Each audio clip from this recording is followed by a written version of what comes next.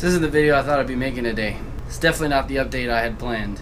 Everything's been looking really good. For those of you that have been avid following episode to episode, I think you'll agree it's come a long way and we've really been making progress.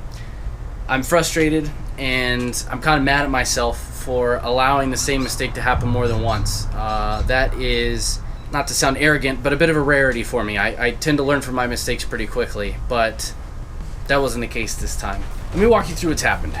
Obviously, bed's on, cab's on. You guys saw that. This fender's not bolted on, this core support not bolted on. I hung the fenders in the core support because I just really wanted to see how everything looked. And the way that it all hangs, it's really easy to do. So it allowed me a chance to really get a visual for how the truck was gonna look. Up until yesterday evening, I was really ecstatic about that. Well, I'm a little less excited now. See, when I first started this build, I knew from the get-go that I was going to be stuck building my own suspension. I had a small thought in the early days of planning this build that I would use the Crown Vic swap like a lot of people do. That didn't work out, and that's okay. So I resolved to building my own suspension, and you guys have seen some of that, and I've been really proud of that. It had some compromises. I know a lot more now than I did when I first started that. And so, yeah, I built it with a couple small compromises, but at the end of the day, it seemed pretty solid, and I figured it would work. Boy, was I wrong. I'm about to show you, the proof is here, of my failure. Here's what I want you to look at. Do you notice something weird about the position of that wheel versus the opening of the wheel well? Can you be quiet, neighbor? You don't need to do your grass right now. What is it about neighbors that always want to make fucking noise when you're trying to film? Seriously. If you vlog, you know what I'm talking about. Every time. Every time. Now, if you're a little less tech savvy than some, or maybe not as eagle-eyed as others, I'm going to spell this out in plain English. The position that I have my suspension welded in is too far back. I set this up to where that tire, it should have been here. The center line is back here. That amounts to just shy of 3 inches set too far back. And I can't live with that.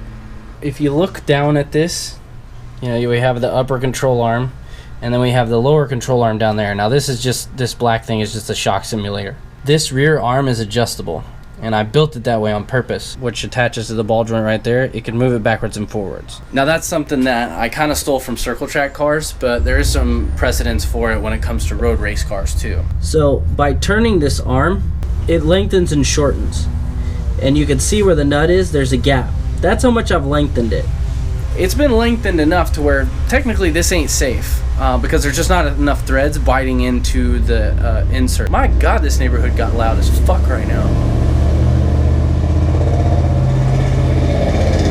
But I tried it, and as you can see, there was some positive effect in moving this wheel and tire forward. Here's why, not just the threads, why it's also wrong. Looking straight down from above, you can see that it pushes this whole thing forward, but it also skews this arm to a forward angle. And then same thing, like we're kind of looking at it straight on, so this is indeed pushing the tie rod very far forward. Now there was already a little bit of angle there, and it's not that big of a deal. In fact, some vehicles, and I'm not going to get into the technical side of this, some vehicles have their tie rod angled forward, and it just deals with steering geometry. For me, that's bad. Now,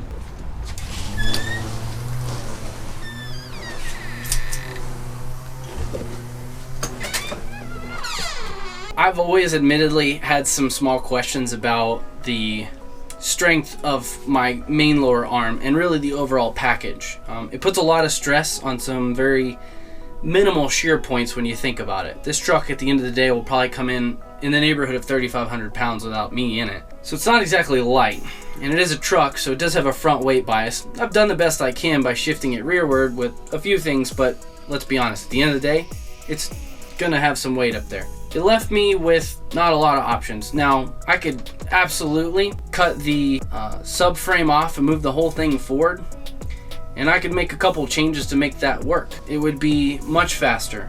Some people could probably ignore it that just want to get done. I'm not willing to sacrifice the quality of a project to just say that I did it. If you haven't guessed it already, well, that means I get to do it again. I get to build it all over. I kind of take this as the world telling me, fine, you want to tell everybody that you know enough now and you'd do it differently? Here's your shot, dude. I'm gonna really refine the design I'm going for. My upper control arms and their mounts and the way that it's shimmed and everything, I love it. It works great, looks great, it's plenty strong enough. That's not going to change. But the whole lower subframe that welds into the frame and the design of the lower control arms and even the steering rack, actually, as of today, all of that is coming out of the truck and it won't be going back in. I'm proud of my first suspension design. I think it was a very, very good first attempt. And I think had I not screwed this up and continued to move forward, I'd have ended up very, very happy with it. So I hope you guys understand. This isn't the usual exciting video. Man, I'm looking forward to the next thing and all this other jazz like usual. I'm bummed, and I'm not gonna hide that. This is kind of how it goes with projects. At the end of the day, stick with me. I'm not quitting, and I'm certainly not giving up hope that this truck is going to absolutely kick the shit out of very high dollar builds. UPS.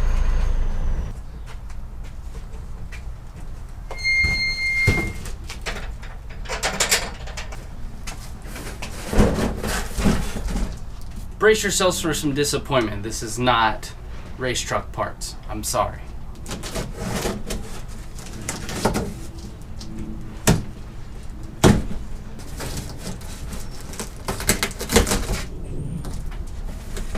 So this is a different kind of truck part.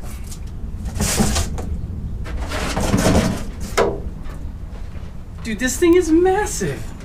Oh my God. It comes down to my knees for my neck. Jesus Christ. Some of you know what this is, some of you don't. This is a short course body for my 5th scale 2-stroke gas powered RC truck. I don't really show these on the channel. Actually, I've never shown any of my RC cars on the channel. I currently have 2. I don't know, you guys tell me. Do y'all have any interest in remote control car content? I know there's a few YouTubers out there that do it, but I mean, I don't know if y'all are into it. Drop a comment or gives me a good excuse to drive them. It's a thought. Think about it. Okay, back to your regularly scheduled programming. Some of you may have noticed a little something interesting over my shoulder. I'll talk about that right now. If you're curious, this is my handbrake. This is if you notice there's no reservoir on here, this is what's called a pass-through. What that means is it interrupts the rear brake circuit alone. So it does what a handbrake does, but I only have one set of rear calipers. The primary purpose of this truck is not drifting. This is just kind of for playing sometimes. It's gonna have a handbrake, or should we say party handle. Anyway, that recently showed up and it's been sitting on my desk while I work during the day, and I keep wanting to mess with it, and I, I gotta learn to leave it alone. I'll wear it out before it ever goes in the truck. Okay, so you know, we ran into this suspension issue and I'm gonna solve that. I'm still building the suspension for this truck. It will be my design, but I'm gonna take some more cues from, shall we say, more refined designs that are proven to work in multiple platforms, even when adapted in somewhat questionable ways. Now, we're not going to adapt questionably. We do better work than that here at Innovaspeed. Let's just get into it. So this is an extremely rough mock-up. To give you a feel for what I'm designing here, these plates represent 1/4-inch steel plate, and these aren't the exact heims, and they don't have the spacers on them or anything, but this is kind of the rough position.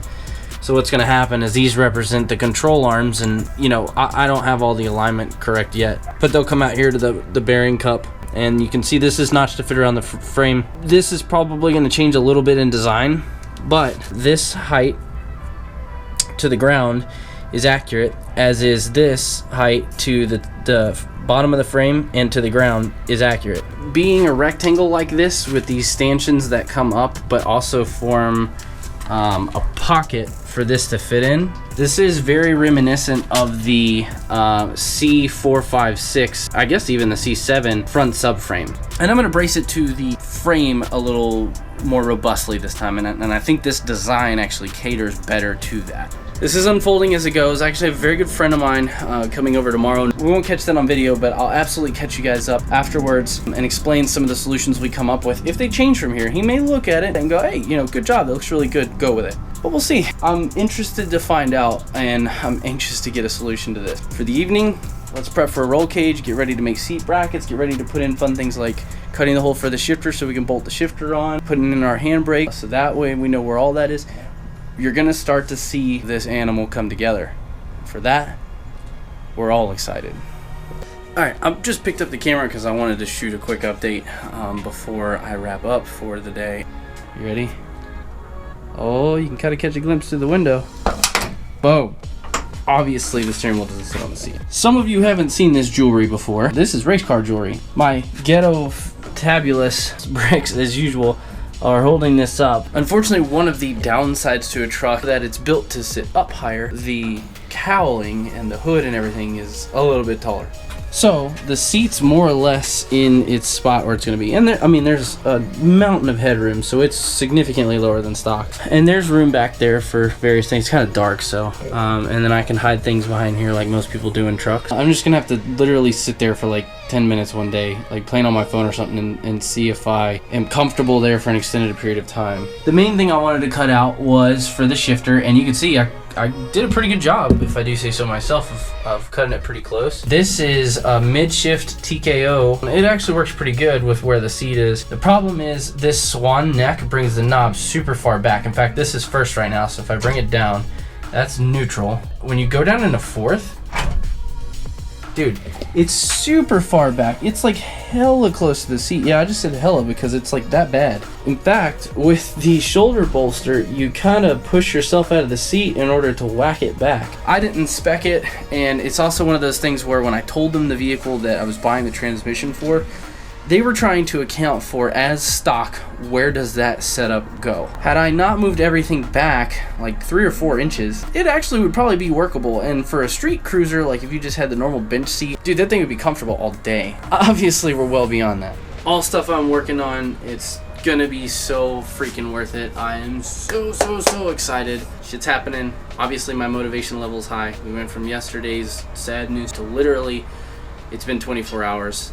Whoa. Okay, I'm about to just run away with this whole conversation here. So let's cut me off. A lot of talking in this episode. This is kind of how it goes right now because there's a lot of kind of mid-project planning. If you've ever had a big project like I mentioned earlier in the video, like this is kind of how it goes sometimes. But this is as real as it gets, guys. This is the staple of the channel, like the highs and the lows. We're gonna share them together. With that being said, I do want to ask you, if you haven't yet, reach down, hit that subscribe button before you forget, because in next week, no BS, we're jumping right into building the suspension, but we'll try and get it mostly done so that way we can get it back under the truck and keep it rolling, and then we're gonna keep going on some other things too. Thanks again for watching. Man, 2 videos in less than a week. I mean, come on. I told you I was gonna try and do better in 2022. If this ain't proof, I don't know what is. We'll see you in the next video.